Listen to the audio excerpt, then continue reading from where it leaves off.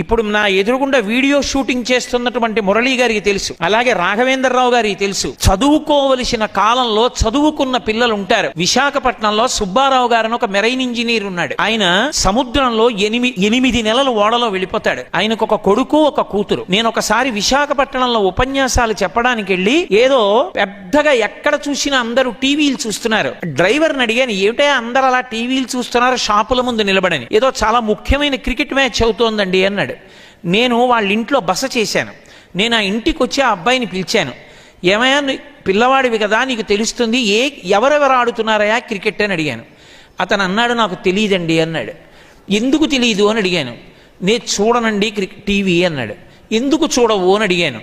అంటే పూర్వం చూసేవాడినండి, మా నాన్నగారు సముద్రంలో 8 నెలల పాటు కష్టపడి ప్రయాణం చేస్తారు. మా నాన్నగారు వెళ్ళినప్పుడు కాయగూరలు, పళ్ళు అన్నీ కూడా పెద్ద బాక్స్లో పెట్టి పెడతాయి షిప్లో. అకస్మాత్తుగా షిప్లో ఎవరైనా చచ్చిపోతే అదే బాక్స్లో మళ్ళీ పడుకోబెడతారు. ఆ శవంతో పాటే ఉన్న కూరల్ని కడిగి వండుతారు. మా నాన్నగారు మా కోసమని ఆ కూరలు తింటారు. కావలసినట్టు వండి పెట్టేవాడు ఉండడండి. మా నాన్నగారికి కడుపులో తిప్పితే వైద్యుడు ఉండడు. సముద్రంలో నీళ్లే తీసుకుని ఆ ఉప్పు నీళ్లు తాగుతారు. తాగితే కడుపులో తిప్పి వాంతులు అవుతాయి. అలాగే కడుపు శుభ్రం చేసుకుంటారు. ఇంటికి దూరంగా ఎప్పుడో శాటిలైట్ ఫోన్ దొరికితే ఓడలో వెడుతూ సముద్ర మధ్యంలోంచి మాట్లాడుతుంటారు. మా నాన్నగారు ఇంత త్యాగం చేసి డబ్బు సంపాదిస్తున్నది మా కోసం. అటువంటి మా నాన్నగారు నన్ను ఒకటి అడిగారు, ఒరే నువ్వు ఐఐటీలో చదువుతుండగా నాకు చూడాలనుందరా అని అడిగారు. అంత కష్టపడిన మా నాన్నగారు సంతోషించేటట్టు నేను ఐఐటీలో సీట్ రావాలని, ఆ సీట్ వచ్చే వరకు టీవీ చూడనని శపథం చేశానండి, అందుకు టీవీ చూడనన్నాడు. నేను 2 సంవత్సరాలు ఇంటర్మీడియట్ అయిపోయిన తర్వాత కనుక్కున్నాను ఆ అబ్బాయికి ఏమైంది అని. వాడికి ఐఐటీలో సీట్ రాలేదు, ఆర్ఈసీ ట్రిచీలో సీట్ వచ్చింది. ఆర్ఈసీ ట్రిచీ అంటే సామాన్యమైంది కాదు. ఆ కుర్రవాడు నా దగ్గరికి వచ్చి నమస్కారం పెట్టాడు. నేను అడిగాను, ఏమయ్యా నీకు ఐఐటీలో సీట్ రాలేదు కదా, ఆర్ఈసీలో వచ్చింది కదా, తృప్తేనా అని అడిగాను. వాడు ఏం మాట్లాడలేదు, అలాగే నించున్నాడు. మళ్ళీ అడిగాను, నీకు తృప్తేనా అని. వాడి కళ్ళంబట నీటి బొట్లు పడ్డాయి. ఏమయ్యా ఐఐటీ రాలేదని బెంగపెట్టుకున్నావా అన్నాను. మా నాన్నగారు కోరిన కోరిక తీర్చలేకపోయానని బాధపడుతున్నానండి అన్నాడు. గురువుగారు ఈ సంవత్సరం ఆర్ఈసీలో చదువుకుంటూ మళ్ళీ కష్టపడి ఐఐటీలో సీట్ తెచ్చుకుంటానండి అన్నాడు. ఆ పై సంవత్సరం నేను మర్చిపోయాను. అతను అకస్మాత్తుగా వాళ్ళ అమ్మగారితో నాన్నగారితో కలిసి వచ్చాడు. కలిసి వచ్చి నాకు నమస్కారం పెట్టాడు. నమస్కారం పెడితే ఏమైంది అని అడిగాను.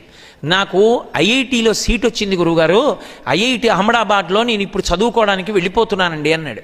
ఇవాళ ఆ అబ్బాయిని విదేశాలు స్టడీ టీంలోకి పిలిచాయి. విదేశాల్లో అతను స్టడీ టీమ్స్లో వెడుతున్నాడు.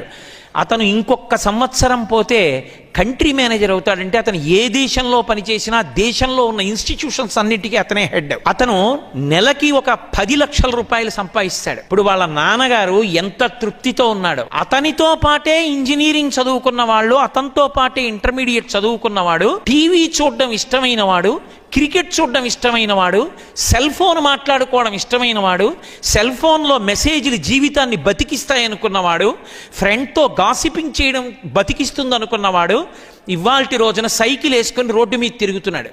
ఎక్కడో ఒక చీప్ ఇంజనీరింగ్ కాలేజీలో చదువుకుంటూ.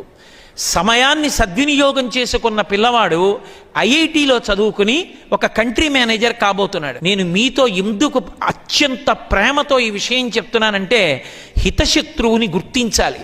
అప్పటికి సంతోషాన్ని ఇస్తుంది, కానీ అది ఎంత ప్రమాదాన్ని తెస్తుందో జ్ఞాపకం ఉంచుకొని దానికి దూరంగా మనంత మనం నియంత్రించుకోకపోతే జీవితంలో వృద్ధిలోకి రావడం సాధ్యం కాదు. అందుకే కాలాన్ని సద్వినియోగం చేసుకోండి. కమిట్మెంట్తో మీకు మీరుగా వృద్ధిలోకి రావడం నేర్చుకోండి.